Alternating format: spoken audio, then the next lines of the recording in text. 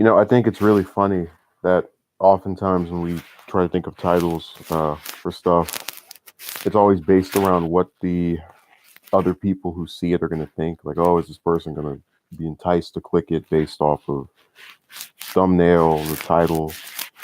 And I'm just becoming more and more susceptible to the fact that the usual people will show up whatever is on the title, and that somehow in my subconscious I still think it's important.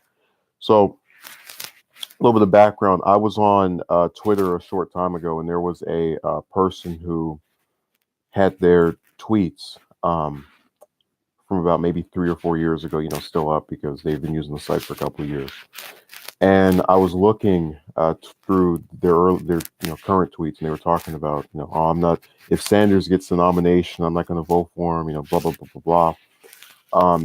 And so I scrolled down a couple of pages, to 2016, of those tweets from that year. And this person said, and what they said literally made my mouth drop to the floor. It was maybe 2 or 3 days after the election, and they said, "See, if Hillary had been voted for by those Bernie supporters, she would have won. This is their fault." And so I take this tweet, a sentence of it, and I say to them, "Hey, wait a second. If this is true, uh, aren't you doing the exact same thing of sabotaging the eventual Democratic nominee by not voting for the eventual Democratic nominee because it wasn't the person you wanted?" I think that's a fair question. Um, so after, seeing this, I go and check on their thing, and I get yanked, or rather the person, makes it to where I can't see the stuff anymore. See what I mean? This is what these fucking snowflake ass motherfuckers do. So it was really lovely. But it had me thinking about how so often it seems people will say one thing and then do the opposite. I get told a lot of times by conservatives that, we're all for this do stuff, and how do I explain it? It's a style where they call getting assistance, handouts, things of that nature. And then, you say, hey, well, if I go to school, I'm the one who's gonna have to make the grade, but I can't, go to school and then also pay for the stuff at the same time because, you have to focus on the actual academics or whatever. And then they tell you, oh, we'll just go and, too bad, so sad. Splendora says, hear about the guy in San Francisco that got belligerent with a MAGA hat guy, and came at him, and the guy protected himself with a sword that looks to be legal in San Francisco. Don't attack people. They might be packing swords and go ninja. So the guy turned out to be Leonardo, which is wonderful. But think about that. I think this is their position, not mine, that Sanders supporters not voting for Hillary is what made her lose the election, and yet I'm going to not vote for the person who assumes her position of the Democratic nominee if it's someone I don't like, in the same way that they did the same thing. And I said it before, I didn't vote for either Hillary or Trump. I voted for Gary Johnson, the Libertarian candidate, and because at that point I didn't care anymore. It's like, oh, we had this really good primary with this one guy that I thought was interesting or could actually do something worth a damn. He didn't win. It's all right. Well, screw you guys. I'm just not going to vote for your little crappy candidate. And it's really funny that you try to explain that to these people how hypocritical you are in a lot of instances without saying things that will you think will piss them off. Like, hey, hypocritical person. You try to go, hey, but isn't this position sort of the exact of similarity to the one that you criticize this group for having, right? And they get pissed, no matter what way you phrase it, because I do believe that you what you say oftentimes can go along better if it's said in a certain way, and it's a lot harder to communicate via text, which is part of the reason that I hate talking to people on Twitter. But nonetheless, it really felt like, what else can you do than just kind of hope that the person actually takes into account what you're saying. This kind of behavior I just noticed with all kind of issues. Like I was sitting here one day, and I was on Twitter again, and there was a person who was talking about how they want Trump to run. They want a primary challenger to Trump for the Republican primary, for his reelection. Did I say a little Dirk? I think I did. And they were talking about, people like, what's that guy's name from Tennessee? Corker, uh, Flake, the former senators, and Bill Weld, the governor who formed the exploratory committee. And so then they kept pointing out, oh, Trump has a 93% approval rating with Republicans. Ha ha ha ha ha. And then you look at a poll and it says half of them won a primary challenge.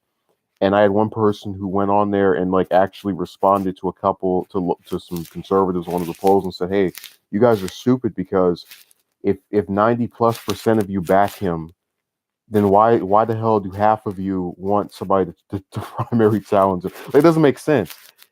You can't support this person and then at the same time want somebody to come along and destroy their own career in the hope of actually, changing something. If you get what I'm saying. Let's say a little envoy. Fundora says in San Francisco, weapons that are longer than 3 inches blades or that can inflict serious harm and be classified as dangerous weapons. As long as you are not loitering or hiding, you are allowed to carry anything in that category. Well, apparently that San Francisco has a stranglehold over this state, considering the current governor, Newsom, was their mayor at one point.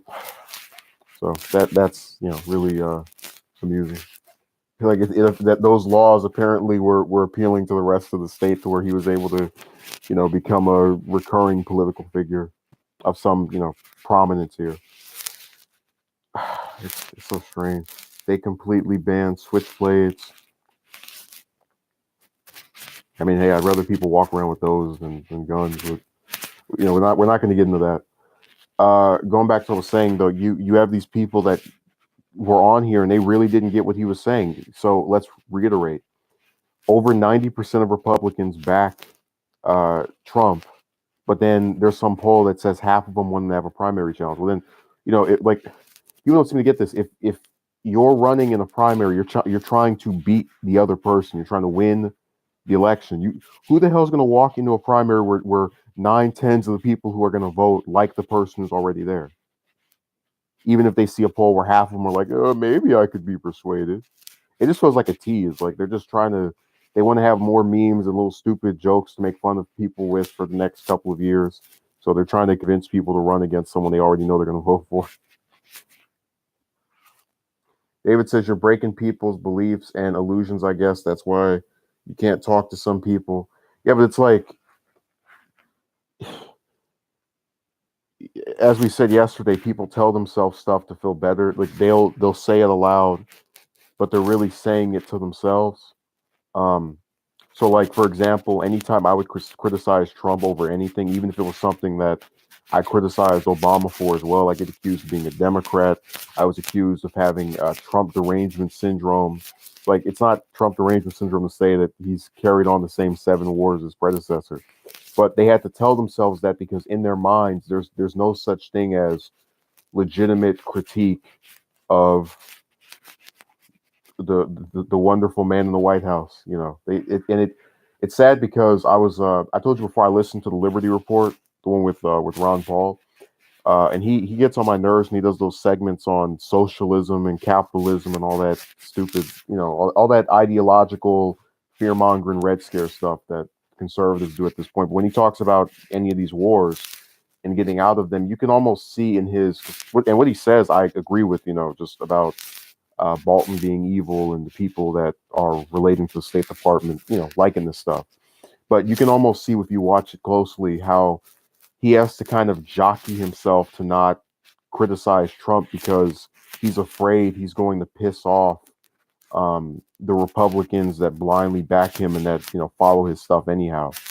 And it was really funny in the comment section how there were like 2 or 3 people who identified as libertarians that just said, "Yeah, I'm sick of Trump," and it was just so wonderful to see, people that align with conservatives being like, "Yeah, I have an actual ideology, and if this person isn't pushing it, I don't care how funny they are or how many of you are backing them. It doesn't matter to me." It was great. But again, when you go in there and you watch the people who get pissed off, you know, they don't want to take into account anything that goes against their belief system. Like I told you, I used to talk to this one Trump supporter, and I said to him, "Look, we're still in all these conflicts, been over a year." And they start telling me this stuff about how, oh, I'm not in favor of immediate withdrawals. Like, well, dingbat, we've been over in Afghanistan for over a decade and a half. So how much less immediate can you get than that, But they just say things to try to make themselves feel better, I guess, and change their positions to go along with whatever the system is.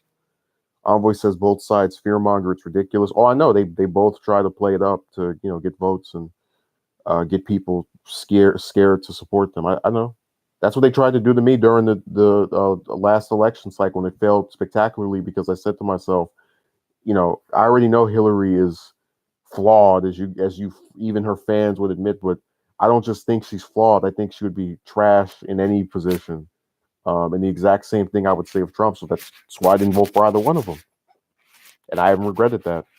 And it's like, the same people who were getting mad at me, I'm like, you guys don't realize I live in a blue state that the Democrat, no matter who it is going to win, no, regardless of it, whether it's Bernie or Booker or Harris or Daffy Duck or Roadrunner or the Three Stooges, it doesn't matter.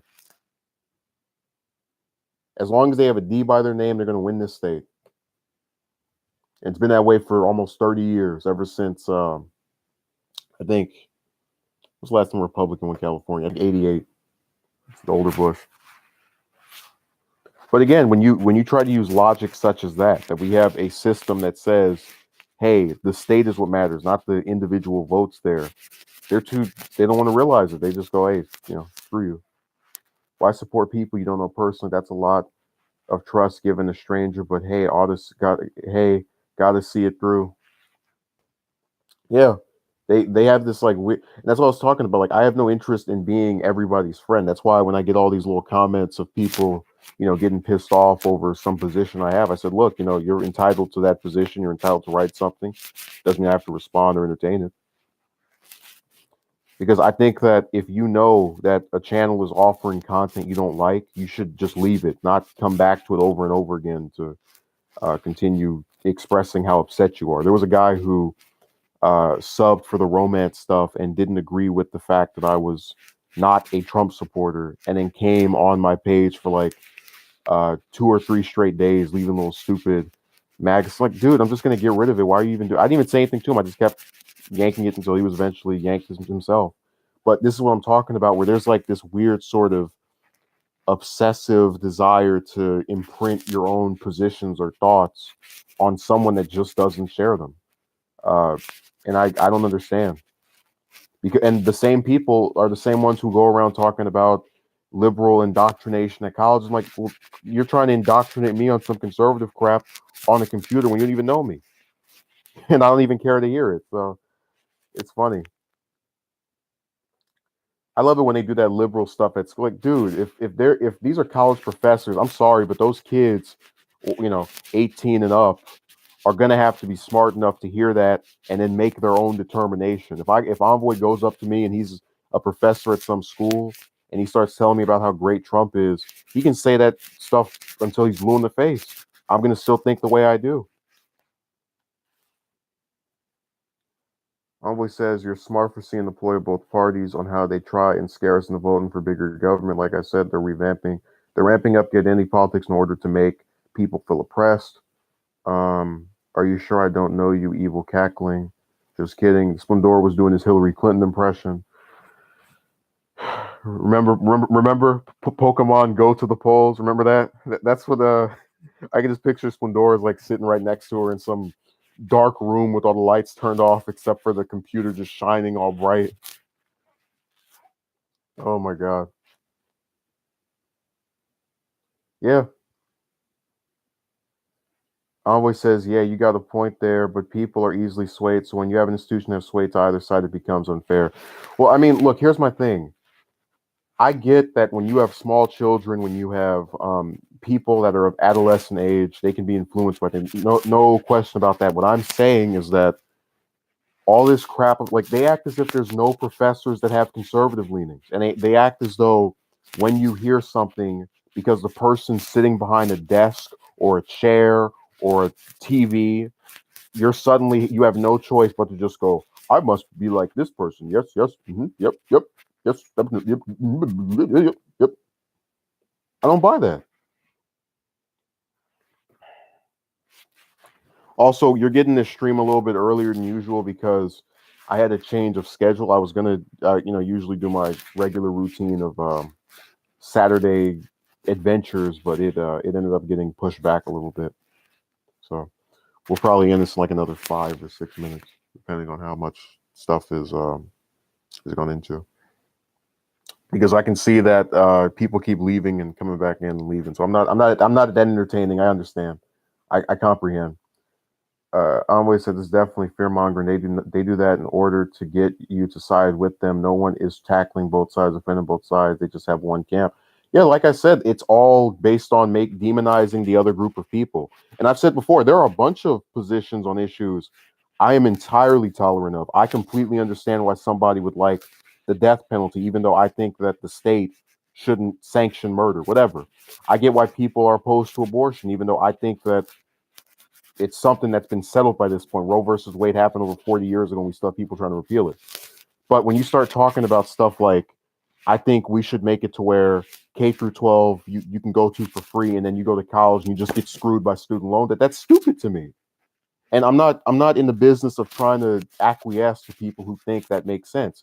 Now I get people who say I don't think it could be afforded based off of yada yada yada, but you can't say that and then not say anything when the president has a 717 billion military budget one year and a 750 billion military budget the next year. Like it just doesn't add up. You can't be a quote unquote fiscal conservative and then do that. Then support having some ridiculous bloated military budget.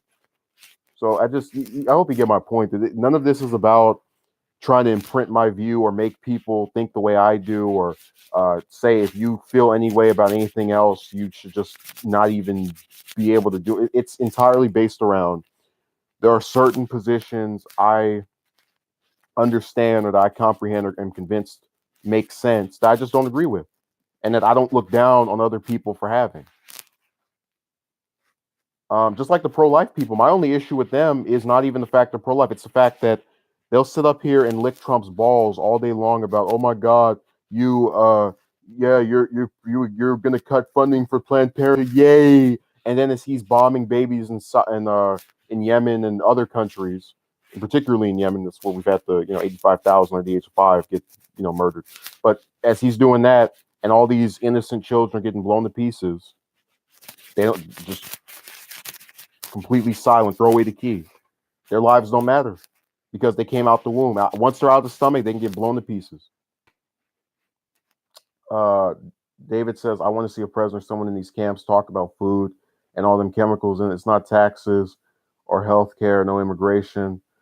Yeah, I'm so sick of hearing about immigration. I'm tired of that. Every day on Fox, MS-13, Kate Steinle, the border, the memo by Jeff Sessions, all that wonderful stuff. Just day after day, eat it up. Yep. Okay. Envoy says, could you ever see abortion being illegal?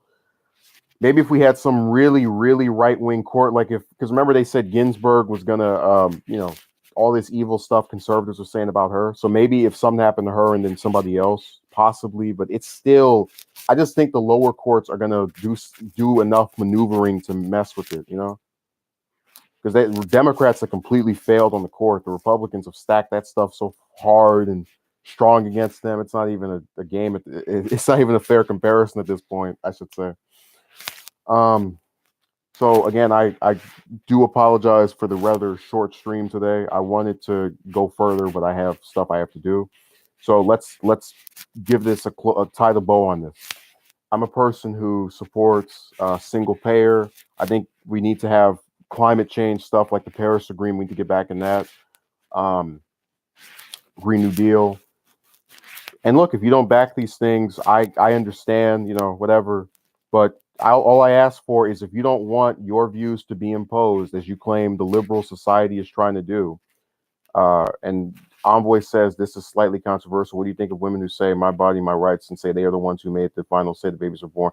Yeah, it's unfair, but like I said, if we live in it's a feminist society and you ain't in it. So to again close this out, Splendora, I believe an individual personal responsibility of abortion ideally being limited to cases of rape, incest, or where the life of the child / mother is likely to be lost if carried to term. Again, I understand. David says it's unfair to men. We plant the seed. Yeah, we plant the seed and then we get told that we don't own it. How fair is that? But like I said, if you are tolerant of other people's views, whatever, but you're not going to come here and tell me that what I have to say is so horrible and evil and all that, because that makes you a hypocrite. So I back the things I do. The other people in here back the stuff they do, and if they don't like it, they can suck a dick, go fuck yourself, fuck your mama, fuck your daddy, fuck your whole generation, go jump off a bridge, go buy you a ticket, fly to Japan, and lick that old bitch's pussy. If it means that much to you, faggot, shut the fuck up. No one cares. So thank you for participating and have a good day.